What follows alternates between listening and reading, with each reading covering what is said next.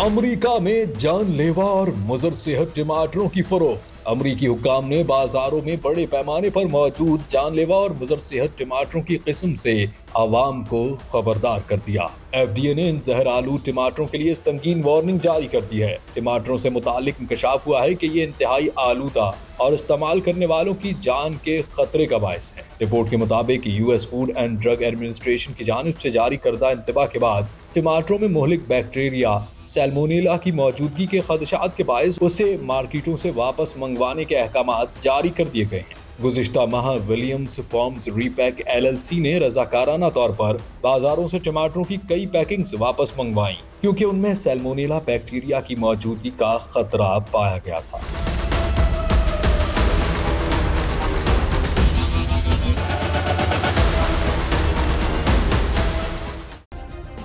Subscribe करें और bell दबाएं ताकि कोई खबर रह न जाए।